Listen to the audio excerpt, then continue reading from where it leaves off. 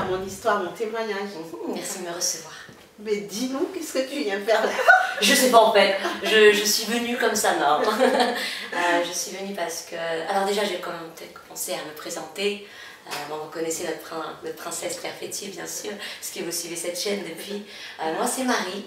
Je connais le Seigneur depuis... ça va me vieillir un peu, mais bon, on va s'en sortir. Ça va faire 22 ans que je connais le Seigneur, qu'il a eu la grâce de venir dans ma vie pour changer ma vie radicalement. J'aurai beaucoup de témoignages à donner, donc ma raison d'être ici, c'est pour témoigner. J'aime rendre gloire à Dieu. Le plus dur aujourd'hui n'était pas de venir, mais de dire qu'est-ce que je vais dire, parce qu'il y a tellement de choses à dire, parce qu'il est un Dieu vivant qui agit tous les jours. Mais j'avais à cœur, j'ai demandé au Seigneur qu'est-ce que je pourrais dire à mes frères et sœurs, ou même à mes futurs frères et sœurs dans le Seigneur, qui puissent apporter dans cette saison. Et Dieu m'a rappelé, bon, j'y pense souvent parce que je suis toujours reconnaissante, qu'il m'a guérie d'une maladie incurable. Et j'aimerais vous raconter un petit peu ce processus qui est différent, qui est personnel, et j'aimerais vous le partager, tout simplement. Donc, alors, je te laisse commencer. On y va. Alors, en fait, pour résumer, comment j'ai découvert que j'étais malade. En fait, j'avais 14 ans à l'époque. Cette maladie, ça s'appelle l'hypothyroïdie. Alors, ceux qui s'y connaissent, les thyroïdes, ça se trouve là. Moi, je ne savais pas où ça se trouvait avant. Hein. Et l'hypo, ça veut dire qu'on manque. On manque de quelque chose au niveau hormonal pour que tout le corps se fasse normalement. On ne connaît pas la puissance des hormones. Vraiment l'importance que les hormones fonctionnent correctement dans notre corps. Bref, ça c'est vraiment pour vous résumer la chose que j'avais. Mais je ne savais pas. Alors, j'avais des symptômes qui sont apparus à l'âge de mes 14 ans. Donc, grande fatigue. Le matin, quand on se réveille, c'est comme si un camion vous est passé par-dessus. J'ai jamais essayé pour savoir si c'est exactement le même effet. Mais on est des loques. En résumé, on est des loques. On n'a pas de force. On ne peut rien faire. On est comme des zombies, voilà. Forme de zombies. Voilà. Voilà, au réveil, et toute la journée, on tire, le moindre effort nous coûte. C'est vraiment une chose, et surtout, bon, je ne souhaite à personne, c'est un état où on ne peut rien faire, en fait. Et ma mère, qui me connaissait bien, disait, hé, il se passe quelque chose, c'est pas ma fille. Ma fille, comme ça, vous voyez, en vrai, vivante, normale, quoi. Et j'étais en pleine adolescence, mais quand même, on peut dire que les adolescents, des fois, font des crises, mais peut-être pas à ce point, hein. Et Dieu m'a fait grâce, c'est l'ami d'une amie, bon bref, whatever. Ce qui s'est passé, Dieu a touché ma mère, qui s'est dit, il y a quelque chose qui cloche chez ma fille. Et donc, elle a contacté ce médecin, et qui s'avérait être un médecin qui avait foi en Dieu. Et donc, on est allé la voir, moi j'avais aucun espoir, vous savez que dans cet état-là, on suit quoi. On n'est pas dans l'état actif, on est dans l'état passif. Donc j'obéissais, je suis allée avec ma maman voir cette médecin très très loin de chez moi à l'époque. Et ce médecin a dit, tout de suite quand elle m'a vue, elle a compris, ça vient de ta thyroïde. J'ai fait, déjà c'était quoi? Bon, peu importe. Ce que vous voulez madame, tant que je peux avoir une vie normale, je suis d'accord. Et en fait elle a fait la prise de sang, une première prise de sang qui n'a rien fait apparaître. Des fois c'est comme ça. Mais j'étais avec une femme de foi. Qui a dit non, non, je suis sûre, on va refaire une prise de sang parce que je sais que ça vient de là. Elle a refait la prise de sang et là, il s'est avéré que c'était vrai. J'avais un grand besoin d'aide, hormonalement parlant. Et à partir de ce jour-là, à partir de mes 14 ans, elle m'a donné un médicament à prendre tous les jours à jeun. Ça s'appelle le Levothyrox, vous avez dû entendre parler de cette histoire, ils ont voulu changer les molécules, bon peu importe, donc je ne connaissais pas donc Levothyrox, et pour ma part, je devais prendre 50 microgrammes, l'équivalent de toute petite pastille. Mais cette petite pastille changeait ma vie. Elle faisait que j'avais une vie normale. C'était mon sauveur, on va dire, entre guillemets, sans mettre ce terme-là. C'était la chose qui faisait que je pouvais vivre normalement. Et donc, j'ai vécu ma vie. À l'époque de mes 14 ans, j'ai omis de le préciser parce que j'ai tellement de choses à raconter, mais je mets mon focus sur ma guérison aujourd'hui. J'ai connu Jésus à cette époque-là. J'ai fait ma rencontre personnelle à mes 14 ans. Donc voilà, c'était un processus, bref. Et donc alors je fais un grand fou dans le temps pour avancer un peu. Pendant 16 ans, jour après jour, je prenais cette petite chose qui changeait ma vie. Et j'étais reconnaissante à Dieu. Oh, j'étais contente. C'est vrai, il m'a protégée, il m'a amené un médecin qui avait du discernement. J'ai pas cherché midi à 14h, j'ai tout de suite été dans la chose. J'ai pas, vous voyez ce que je veux dire? Il y a des gens qui vont de médecin en médecin, on sait pas, voilà. Bon, bref. Et j'ai pas cherché midi à 14h, j'étais contente avec ma vie. Je servais Dieu dans l'église, voilà, tout va bien. Et puis, je voyage beaucoup, j'aime beaucoup voyager. Oui. Et j'ai eu un déclic, en fait. Et c'est pour ça que je voulais vraiment vous en parler, parce que quand on sert Dieu, ou quand on ne le sert pas encore, on n'a pas le réflexe. On a des réflexes, mais qui ne sont pas les bons. Et j'ai compris ça lors d'un voyage. Un séjour long au Brésil, et je suis partie 3 mois. Et vous savez que quand on doit prendre une chose chaque jour, on doit s'assurer de l'avoir avec soi. Oui. Parce que pendant ces 16 ans, j'ai eu des moments d'oubli. Vous imaginez, des fois j'oubliais 1 jour, 2 jours, mais oh, les symptômes étaient tellement forts que ça me réveillait. N'oublie pas, n'oublie pas. Donc je savais qu'il ne fallait pas que je manque. Sinon je ne pouvais pas vivre mon voyage à fond. Oui. Et donc il fallait que je fasse le plein pour 3 mois. Et donc j'ai fait mon voyage. Et pendant ce voyage, quand je suis revenue, c'était fin 2014, je suis revenue de ce voyage. J'ai dit, mais Marie, il y a quelque chose qui ne va pas chez toi. Tu es esclave de cette petite chose. Tu es dépendante totalement de cette chose. Oui. J'ai eu honte vis-à-vis de Dieu. J'ai dit, mais pardon Seigneur, tu es mon Dieu. Je n'ai jamais pensé, ça n'a jamais traversé ma caboche, ni mon cœur, ni rien, que Dieu pouvait me guérir. Oui. Quand je m'en parle aujourd'hui, ça a l'air ridicule, je vous l'accorde, hein, mais 16 ans, vous imaginez, 16 ans. Mais bon, Dieu a fait grâce. J'avais cette solution. Oui. On dit merci au Seigneur, n'est-ce pas? Oui. La technologie, les médecins, gloire à Dieu. Et voilà quoi, à un moment donné, Dieu est un Dieu guérisseur. Oui. Et j'ai eu cette révélation. Je me suis repentie, dit, hey, quand même Marie, réveille-toi. Et en année donc en revenant, c'était en novembre, quelque chose comme ça, en 2014, j'ai mis ma foi. Parce que je connaissais beaucoup de gens qui avaient été guéris dans le Seigneur, des stérilités qui n'étaient plus, des cancers qui n'étaient plus. On est entouré de ça, amen, hein? Ah, papa il est vivant. Donc il agit dans la vie des gens et j'avais jamais pensé à moi. Et je me disais, oh Seigneur, il a autre chose à faire, hein. Le petit bibi, je peux vivre avec, quoi. Et donc j'ai mis ma foi en action. Mais qu'est-ce que ça veut dire la foi en action, vous allez me dire? Alors, ça m'a rappelé parce qu'en fait, Perpétue m'a demandé, avant qu'on commence cette vidéo, un verset. Et j'ai dit, Seigneur, qu'est-ce que je vais dire? Et en fait, le premier verset qui m'est venu, parce qu'à ce moment-là, je me suis rendu compte d'une chose que j'avais jamais demandé à Dieu. Et ce verset m'est venu. Alors, pour vous le partager, c'est dans Jean. C'est Jean 14, je crois. Et je vais vous le lire. C'est Jean 14. On va partir à partir du verset 13. Ça, c'est Jésus qui parle, bien sûr. Notre Jésus. Et tout ce que vous demanderez en mon nom, je le ferai. Amen. Afin que le Père soit glorifié dans le Fils.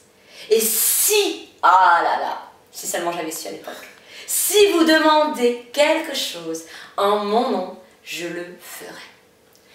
Et c'est ça en fait. Et j'ai compris, mais j'avais jamais demandé. Et donc j'ai fait cet acte de demande.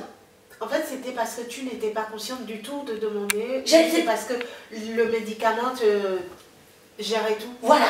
En fait, j'avais trouvé la solution. Oui. Pourquoi chercher des problèmes, entre guillemets? J'avais trouvé. Oui. Je vivais très bien, mais j'étais esclave.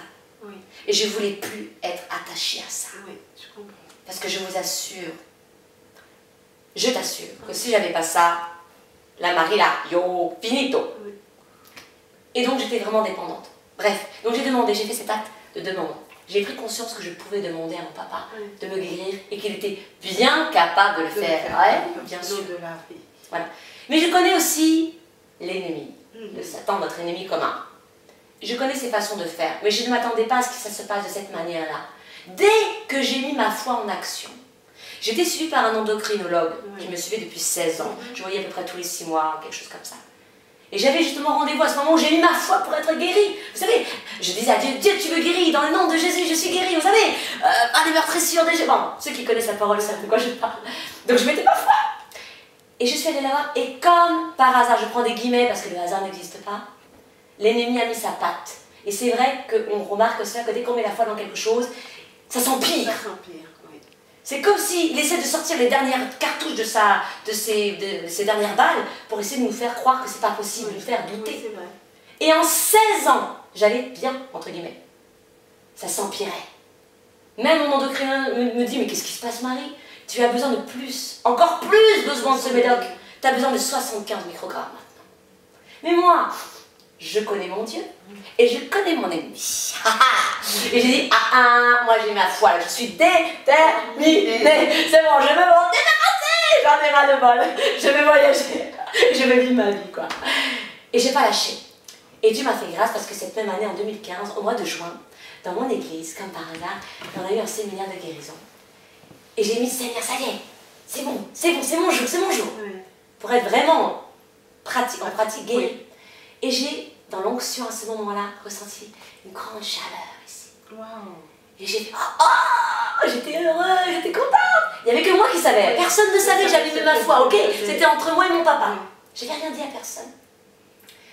Et je m'avance devant et je dis merci Seigneur, je rends gloire à Dieu. Puis je dis à tout le monde, j'accroche tout le monde dans l'église, Jésus guéri, Jésus m'a guéri, Jésus. Je dis même à mon père, je suis complètement folle de moi-même. Enfin bon, bref. Et mon réflexe. Un deuxième point que je veux assurer, c'est que j'ai toujours appris que lorsqu'on sait qu'on est guéri, on doit le prouver. Oui. Donc mon réflexe, dès le lendemain, j'appelle mon endocrinologue qui, gloire à Dieu, avait la foi un peu en Dieu. Oui. Et je lui dis, Jésus m'a guéri, comment je le prouve? Alors elle me dit, je me souviens, la petite phrase. Oh, mademoiselle Merveilleux, qu'est-ce que je suis contente d'entendre ça. Mais vous savez, elle a la voix comme ça, c'est pas... Mais elle avait une petite voix comme ça. Et je rigolais, j'attendais à ce qu'elle me dise, Madame Merveilleux, on arrête tout de suite, fini dès demain. Et ben non. C'est là que c'est pas un miracle ce que j'ai eu, c'est une guérison. Donc ça a été progressif.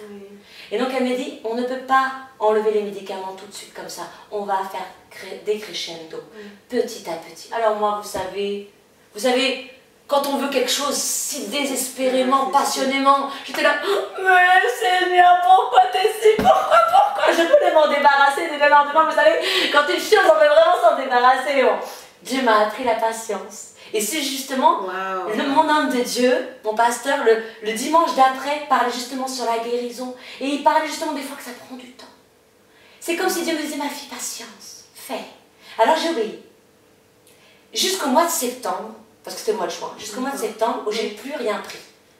D'ailleurs, vous savez, je connaissais tellement les symptômes qu'au bout d'un jour, si j'étais vraiment pas guérie, je n'aurais pas pu faire ça. Vous comprenez? Ok. Enfin, vous comprenez. Et au mois de septembre, je fais ma prise de sang.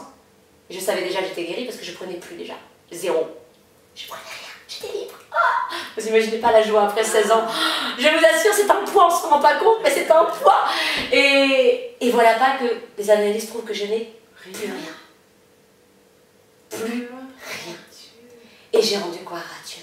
J'ai témoigné. Et je témoigne encore aujourd'hui parce que c'est une liberté pour moi aujourd'hui d'être complètement guérie. Mais j'ai prouvé en fait. Et à partir du moment où j'ai été suivie par mon médecin, tout ça. Donc, gloire à Dieu, je la vois plus. J'ai plus de raison de la voir. Donc, plus de visites du tout.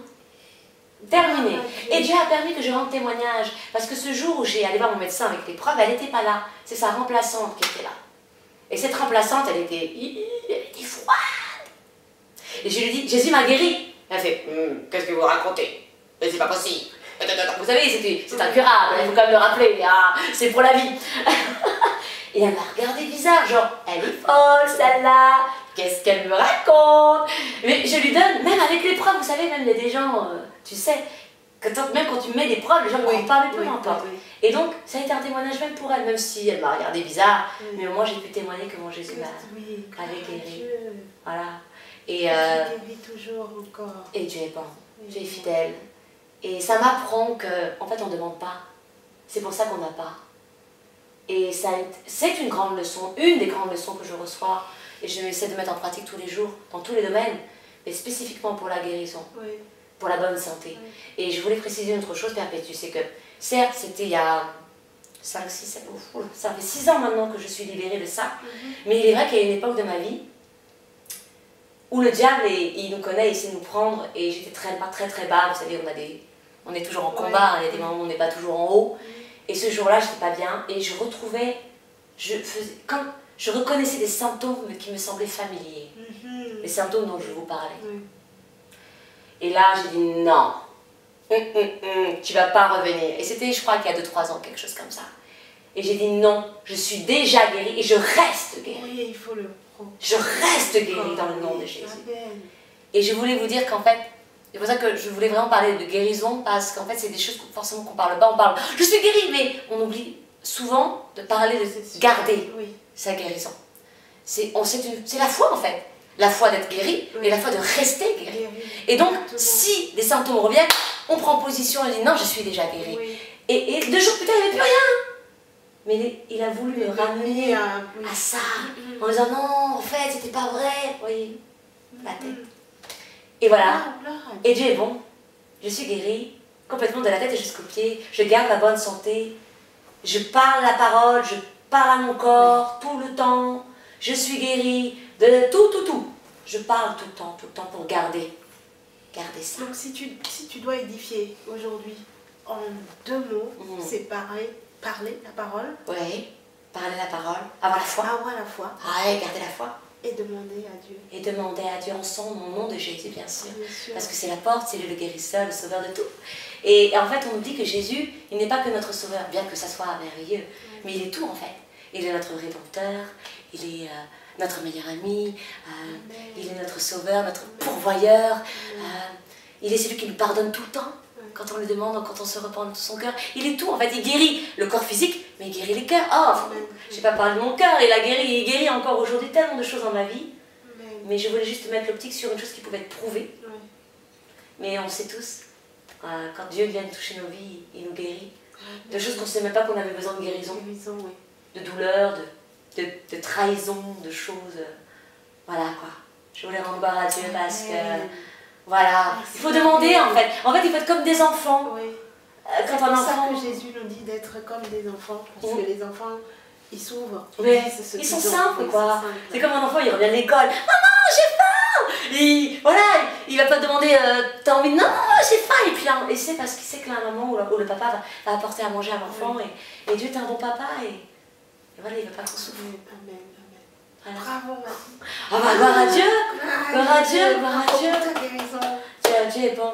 Donc, gloire à Dieu. Dieu change nos vies. Il faut juste le laisser faire, quoi. C'est tout. Merci Marie. Avec plaisir. J'espère que ce témoignage va toucher plusieurs et qu'ils vont s'adresser directement au Seigneur. Oui, Jésus vous écoute partout où vous êtes, dans votre chambre, dans votre salle de bain, dans votre voiture. Il écoute. Parce que, juste pour résumer, moi j'ai donné ma vie à Jésus dans ma chambre. Après, je l'ai confirmé dans mon église, mais ma vie a changé ce jour-là, dans ma chambre seule, déprimée, que j'étais jeune, adolescente, et Dieu a changé ma vie totalement. Donc, ouais, c'est encore autre chose. Voilà. Merci Marie. Merci. Merci.